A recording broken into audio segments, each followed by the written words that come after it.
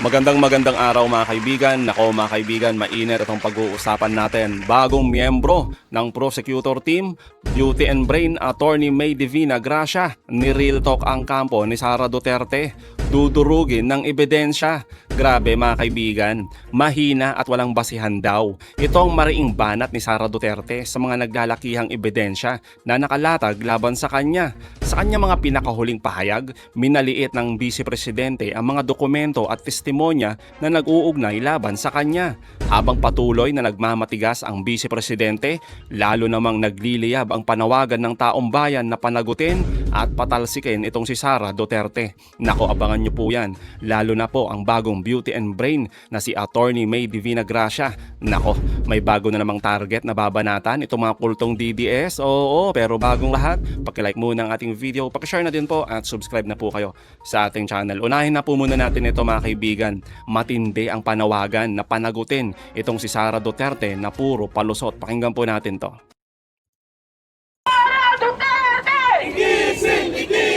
Bukod sa usapin ng flood control scandal, nanawagan din ng grupo na i-impeach na si Vice President Sara Duterte. Pero sa usapin ng presiding officer, tinutulan nila na katawanin nito ni Senator Francis Cheese Escudero. Subukan na natin kung ano yung gagawin at ginawa niya noong isang taon. Hindi tayo sigurado kung uulitin na naman niya ito at baka next year na naman, forthwith pa rin po ang sinasabi natin. Kayo po ba mga kaibigan? Pabor ba kayo na si Cheese Escudero ang maging presiding officer sa impeachment trial ni Sara Duterte? May dilema talaga dito mga kaibigan, no? Valid yung reason ng iba't ibang grupo na baka maulit yung ginawa niyang kabalbalan tungkol sa naunang impeachment ni Sara Duterte. At the same time naman, baka ito naman yung redemption arc ni Escudero na patunayan na para talaga siya sa bayan. Wala siyang kikilingan kundi para sa tama lang at para sa ating bayan. Tuloy po natin to. Isa rin sa mga nakiisa sa protesta ng ATOM ang historiador na si Xiao Chua na nananawagang suriin ng maigi ang mga ebidensya laban sa bise. Kahit na politikal na proseso ang impeachment, kapag lumitaw ang ebidensya, maganda ang ebidensya o ang ebidensya ay talagang papanig doon sa pananagutan, kailangan isipin pa rin ng bawat senador, hindi yung partido ang mahalaga, kundi yung hustisya. Tama naman, di ba mga kaibigan? I-convict si Sara Duterte kung saan naaayon ito sa lakas ng ebidensya. Di po ba? Hindi yung ia-acquit na lang dahil kapartido, kaalyado, amo ng mga DDS senators. Mahiyahiya naman sana, no? Yung mga senador na ito, mga kaibigan. Hindi si Sara Duterte ang nagpapasahod sa kanila, kundi tax ng taong bayan. Sana lang mga kaibigan, no? Manaig yung interes ng taong bayan kaysa sa itong amo nila. Di po ba?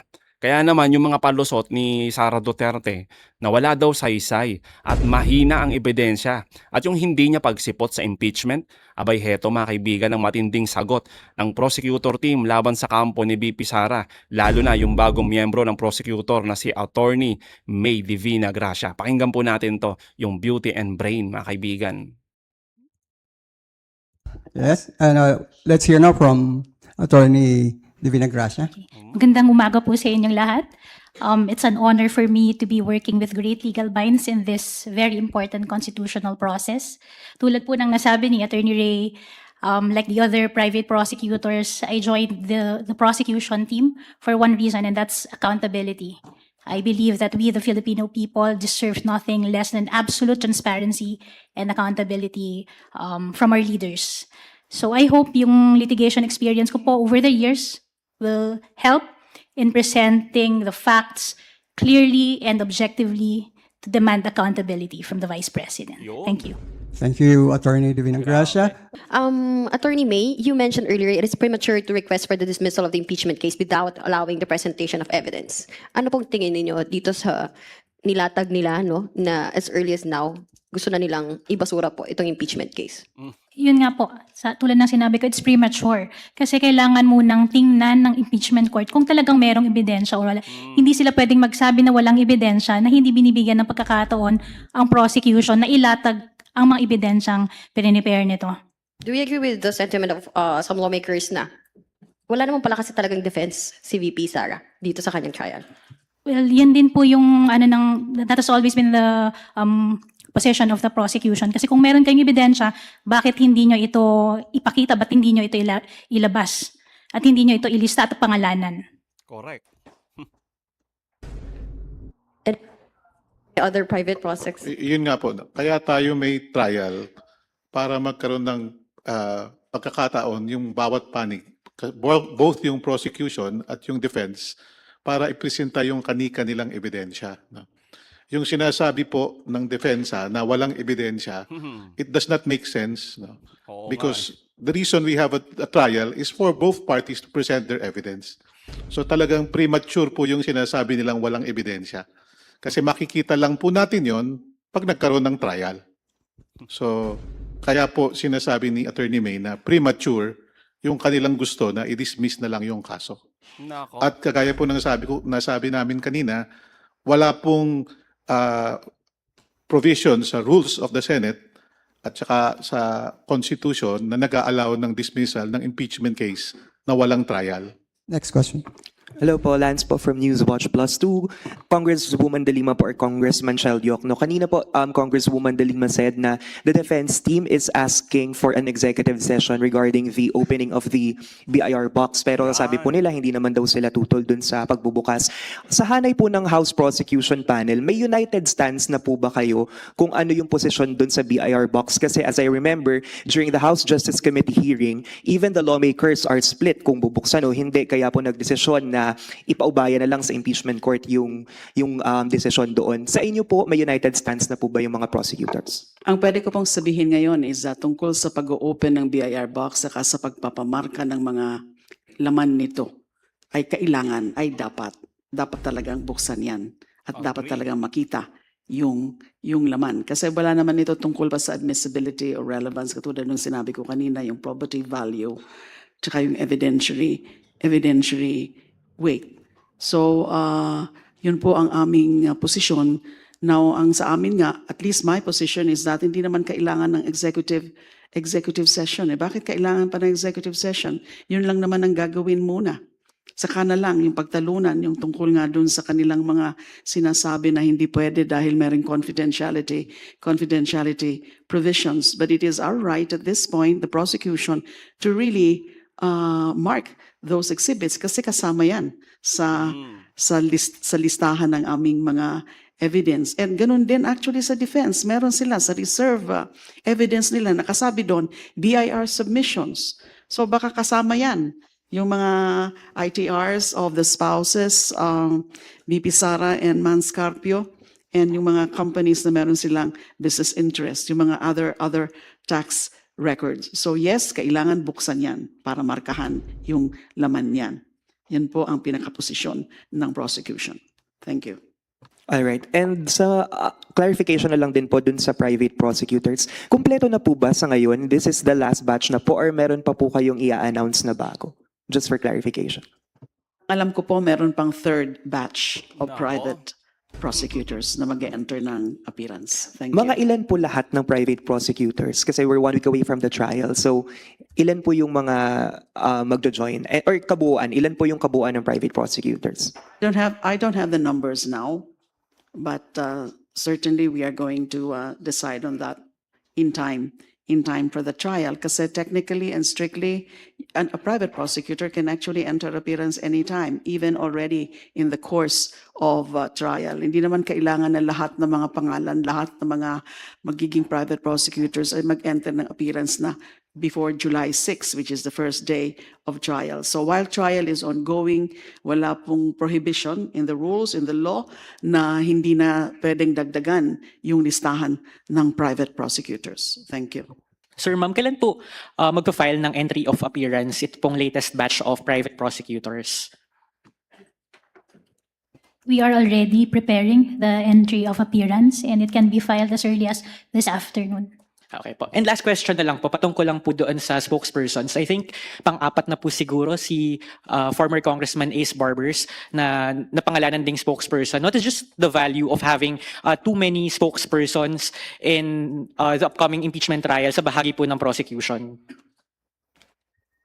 3 and 4 spokespersons, hindi naman po marami yan. So far, hindi naman po marami yung spokesperson. So even if magdagdag po ang prosecution ng kanyang spokesperson, makakatulong po yan sa pag-relay, sa pag-explain sa publiko.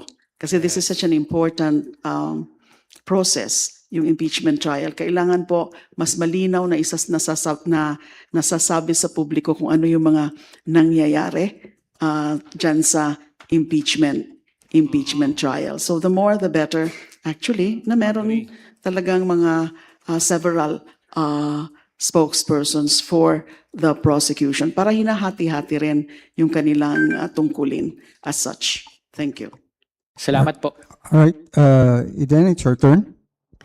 Good morning po, Eden Santos from Net25. May Eden statement Santos. po from Senate President Sherwin Gatchalian na baka sa February next year, abutin po yung impeachment trial from September yata ang narinig namin original po. Sa part po ng prosecution panel, hindi po ba ito nakakadismaya na inaasahan natin sana yung forthwith para dito sa paglilitis kay Vice President Sara Duterte? At paano po makatulong yung private prosecutors para po mas mapabilis pa yung impeachment trial? Teka lang mga kaibigan, etong si Eden nagtatanong. Eh di ba sinasabi nila DDS to, si Eden Santos. Bakit mo gustong pabilisin na ma-impeach itong si Sara Duterte? Magagalit sa'yo yung mga kapwa mo DDS niyan, di ba mga kaibigan?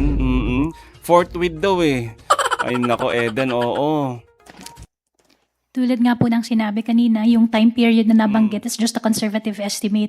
But trust that the prosecution is doing its best to expedite the process without, of course, sacrificing its case. May sasabihin Thank you ka po. pa?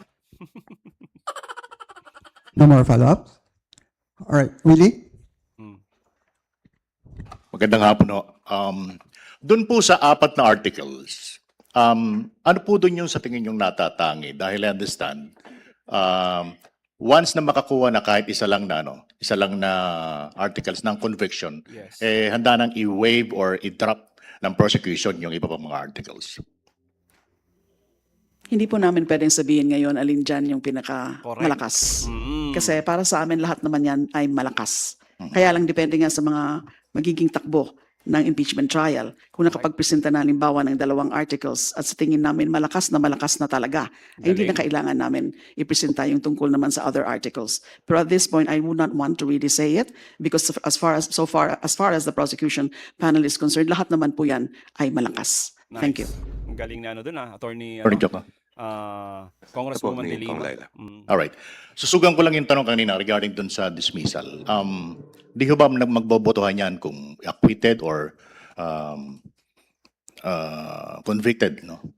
What if yung binabanggit kanina na tanong, kung mayroong magmotion at humiling ng botohan kaagad? Dahil I understand, sa acquittal mababa lang 9 lang kinakailangan What if magkaroon po ng ganong senaryo?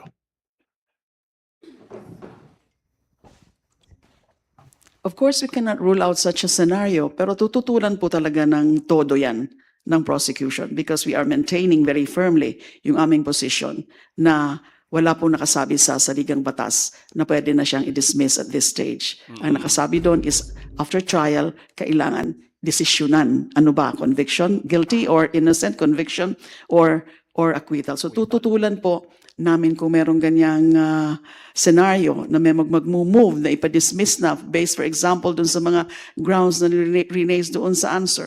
Hindi po pwede yan para sa amin. So tututulan po talaga namin and we will take or exhaust available remedy kung sakaling mangyari yan. Thank you. If I may just add, yung decision po to waive further presentation of evidence, it's on the prosecution. So the defense cannot impose on us. Galing. Pahabol lang. Sa mga private prosecutors, may napipisilo ba kayo kung ano articles sa tingin nyo yung pwedeng mas fit kayo?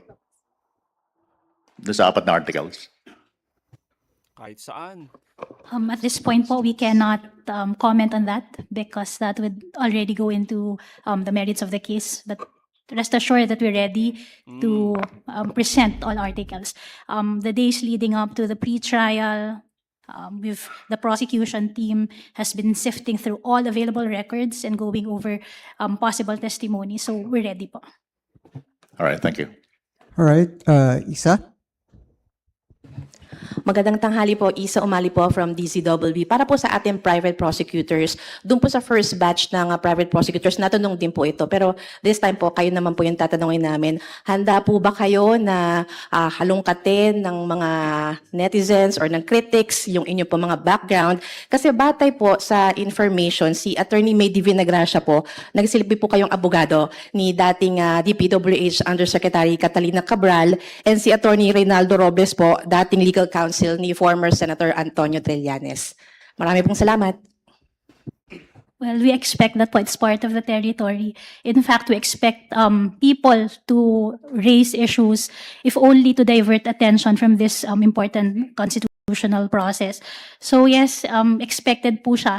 Now, kung ang may pag-aalinlangan po, kung yung tanong po is there any inconsistency between my representation of former Yusek Cabral and my participation now in this impeachment proceedings, I don't see, with all due respect, I don't see any inconsistency.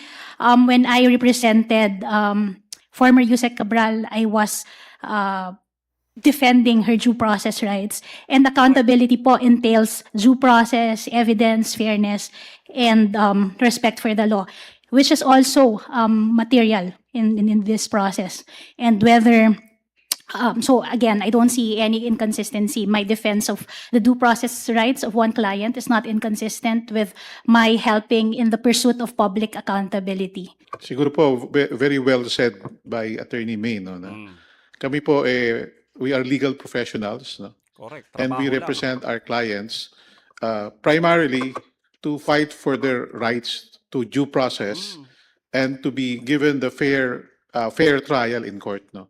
Hindi po ibig sabihin na nirepresent namin yung isang kliyente na nag-a-agree tayo sa lahat ng nasa isip o ginawa ng isang kliyente, no. Nandun po kami as advocates kasi mahirap pong magpresenta ng ebidensya ang isang lay person before the courts, no. Kailangan ng tulong ng abogado. Ito po yung trabaho namin, and we understand na fair game yan, na pwedeng busisiin ng mga critics, no?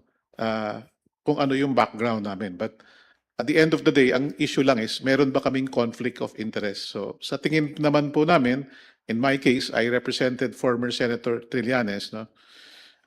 Siya naman po consistent sa habol sa accountability ng ating mga public officers, no? So itong ginagawa ko po, bagamat sabi ko nga kanina, normally we would just be rather in the background, no? Pero siguro itong panahon na to, kailangan na rin po nating tumindig para sa kinabukasan ng ating mga anak at mga siguro future generation, no? Kaya po ako naglakas ng loob na mag-volunteer para tumulong, no? And because of that, Galing. we are ready for whatever kung anumang kritisismo ang Iba to. ilabas, no? Laban sa volunteer namin dito. Salamat po. And if I may just add, I just forgot to say it earlier.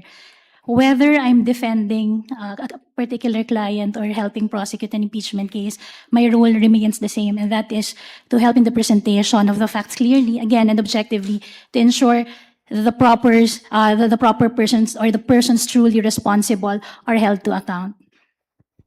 Yun, mga kaibigan. Salamat po. All right.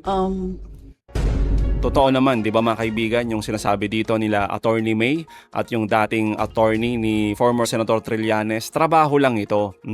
Ito ay paghahanap ng katotohanan. At syempre, pananagutan. Di ba mga kaibigan, para sa taong bayan. At sabi nga nila, handang-handa sila sa kung anumang mga ibabato sa kanila. Itong mga kritiko, lalo na itong mga kulto ng DDS mga kaibigan. So mga kaibigan, anong masasabi nyo patungkol dito? Comment down below. Again mga kaibigan, huwag niyong kalimutan i-like at i-share itong mga videos. Hanggang sa muli, kita-kita ulit tayo mga kaibigan.